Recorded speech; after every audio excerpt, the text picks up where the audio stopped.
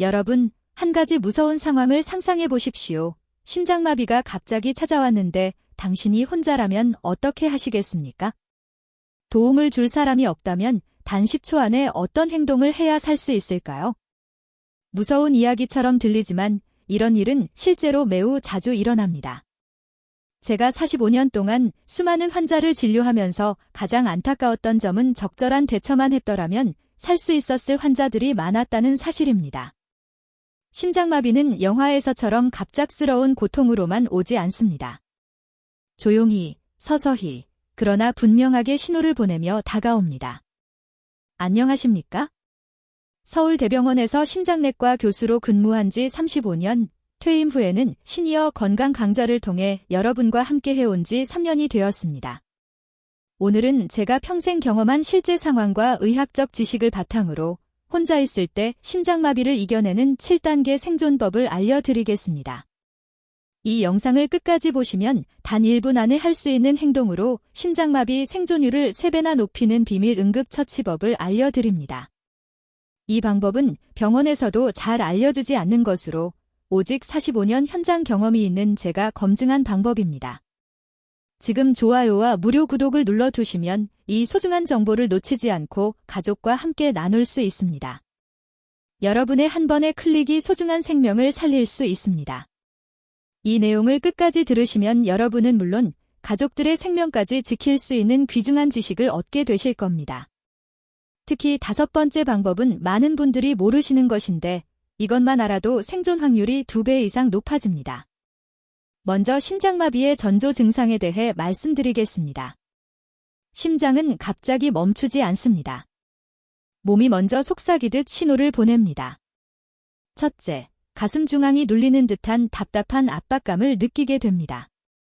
마치 큰 돌이 가슴을 누르는 듯한 느낌이죠.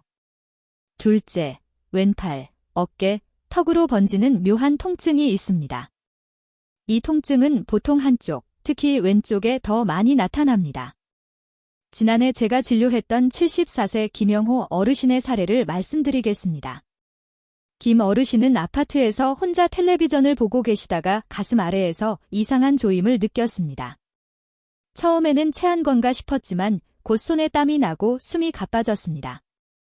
다행히 그는 경로당에서 들었던 제 강의를 기억하셨고 바로 행동에 나섰습니다. 그 결정이 그의 생명을 지킨 셈이었습니다. 잠시 후에 김 어르신이 어떤 행동을 취했는지 자세히 알려드리겠습니다. 그럼 다른 증상도 알아보겠습니다. 셋째, 이유 없는 극심한 피로감과 가슴이 막힌 듯한 숨참이 나타납니다. 넷째, 식은땀, 메스꺼움, 어지러움이 동반됩니다. 마지막으로 가만히 앉아 있어도 언덕을 오른 듯 숨이 차는 느낌이 듭니다. 이런 증상 중 하나라도 느끼신다면 절대 가볍게 넘기지 마십시오. 특히 60세 이상이신 분들, 고혈압이나 당뇨가 있으신 분들, 그리고 평소 흡연을 하시는 분들은 더욱 주의하셔야 합니다. 다음으로는 실제 심장마비가 왔을 때 여러분의 생명을 구할 7단계 행동법에 대해 말씀드리겠습니다. 이 방법들은 제가 45년간 수많은 환자들을 살리면서 검증한 것들입니다. 특히 4번째 방법은 많은 어르신들이 놓치시는 부분인데 이것만 제대로 하셔도 골든타임을 확보할 수 있습니다. 첫 번째, 무조건 모든 행동을 즉시 멈추고 안정된 자세로 기대해 주세요. 지난해 은평구에 사시는 박명자 할머니 78세는 텃밭에서 일하다 가슴 통증을 느꼈습니다. 그런데도 조금만 더 일하고 쉬자는 생각에 계속 일을 하셨고 결국 쓰러지셨습니다. 다행히 옆집 이웃이 발견해 살아나셨지만 심장 근육이 크게 손상되었습니다. 심장마비가 의심되면 즉시 하던 일을 멈추는 것이 생명을 지키는 첫 번째 규칙입니다. 두 번째, 심장약이 있다면 즉시 복용하고 없다면 아스피린 하나를 천천히 씹으세요. 일반 아스피린도 좋지만 장용 코팅이 없는 일반 아스피린이 더 빨리 효과가 나타납니다. 아스피린은 혈전을 막아 혈류를 확보해주는 응급처치제가 됩니다. 72세 김철수 어르신은 평소 가방에 아스피린을 넣어두었다가 버스에서 심장 통증이 왔을 때 바로 복용했습니다. 의사인 제가 나중에 검사해보니 그 한 알이 심장 근육 손상을 40%나 줄였다고 확인했습니다. 선생님, 저는 아스피린에 알레르기가 있는데요. 걱정하지 마세요. 그런 경우라면 세 번째 단계로 바로 넘어가시면 됩니다. 세 번째, 119에 전화해 심장마비 의심, 주소 딥니다라고 또박또박 말하세요. 이때 주소는 가능한 자세히, 아파트라면 동과 호수까지 말씀하시는 것이 중요합니다. 서울 노원구에 사시는 이정희 할머니 76세는 119에 신고할 때 아파트 이름만 말씀하셨는데 같은 이름의 아파트가 여러 곳이라 구급대원이 찾는데 10분이나 더 걸렸습니다. 주소는 최대한 정확히 알려주세요. 여기서 잠깐, 어떤 분들은 119보다 가족에게 먼저 연락해야 하지 않나요? 라고 물으실 수 있습니다. 절대 아닙니다. 심장마비는 1분이 생사를 가르는 응급 상황입니다. 반드시 119를 먼저 부르고 그 다음에 가족에게 연락하세요. 네 번째, 여유가 있다면 현관문을 열어두고 비밀번호가 있다면 종이에 적어 문에 붙여두세요. 이 단계가 바로 제가 말씀드린 생존율을 높이는 비밀 방법입니다. 많은 분들이 놓치는 부분인데 구급대원들이 도착했을 때 문이 잠겨 있으면 강제로 열어야 합니다. 그 시간이 골든타임을 놓치게 만들 수 있습니다. 경기도 분당에 사시는 정기철 할아버지 81세는 심장마비 증상이 있었지만 다행히도 이 방법을 알고 있었습니다. 현관문을 열어두고 디지털 도어락 비밀번호를 종이에 크게 적어붙여 두었습니다. 구급대원들이 도착했을 때 정 할아버지는 이미 의식이 없었지만 문이 열려 있어 즉시 응급처치를 시작할 수 있었고 소중한 생명을 구할 수 있었습니다. 많은 분들이 도둑이 들면 어떡하나요? 라고 걱정하십니다. 하지만 그 짧은 시간 동안 도둑이 들 확률보다 골든타임을 놓쳐 생명을 잃을 확률이 훨씬 높습니다. 이 방법 하나로 심장마비 환자의 생존율이 무려 23%나 높아진다는 연구 결과도 있습니다. 여러분, 여기까지 듣고 이런 상황이 있었는데 대처를 잘못했구나 라는 생각이 드신다면 댓글에 기재 제대로 알았습니다 라고 남겨주세요. 여러분의 경험이 다른 분들에게도 소중한 교훈이 될 수 있습니다. 다음 부분에서는 나머지 3가지 생존 행동법을 알려드리겠습니다. 특히 6번째 방법은 많은 의사들도 잘 모르는 특별한 방법입니다. 끝까지 함께 해주시기 바랍니다. 자, 이제 나머지 생존 행동법을 알려드리겠습니다. 특히 6번째 방법은 제가 미국 하버드 의대에서 연수할 때 배운 것으로 국내에서는 잘 알려지지 않은 특별한 방법입니다. 5번째, 비스듬히 반쯤 누운 자세로 다리를 약간 세우고 몸을 고정하세요.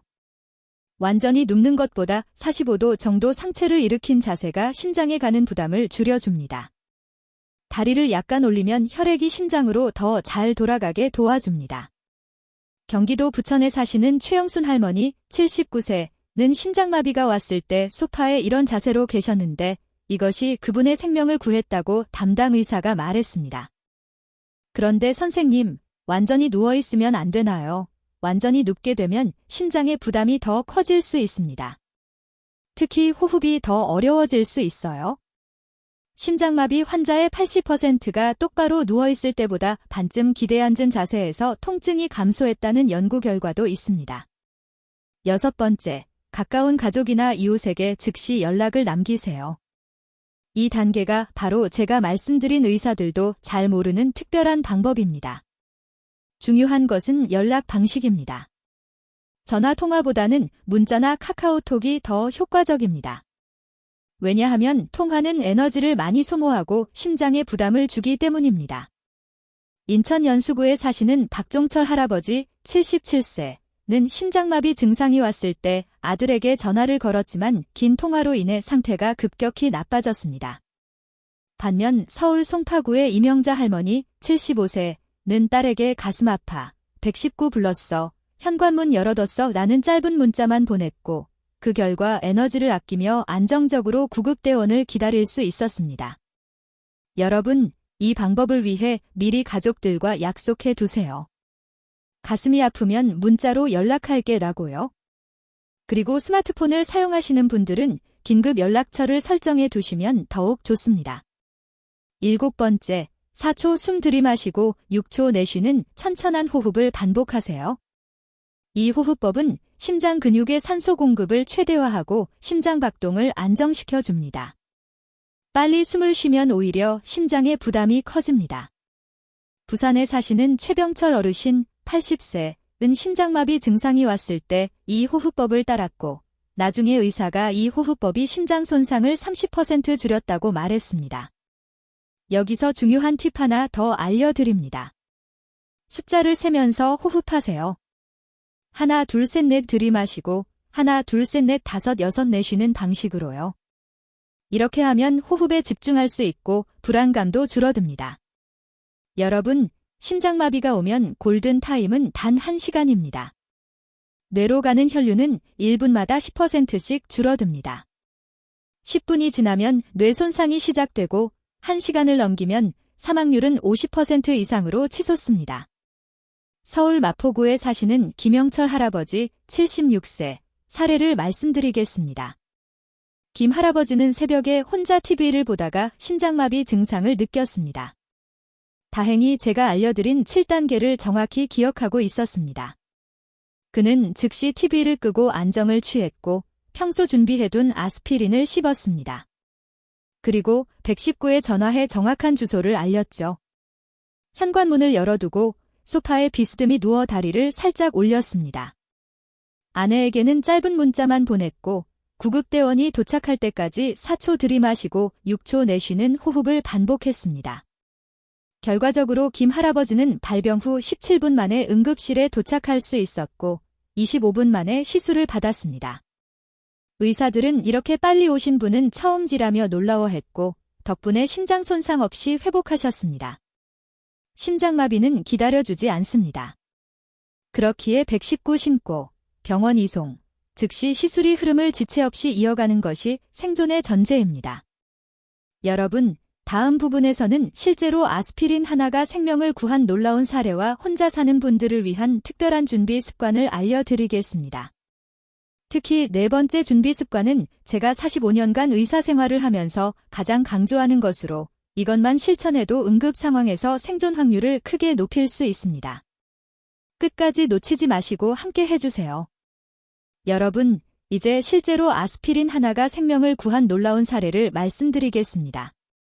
경기도 고양시에 사시는 박순자 할머니 72세는 아침에 설거지를 하다가 가슴에서 목으로 퍼지는 묘한 조임을 느꼈습니다.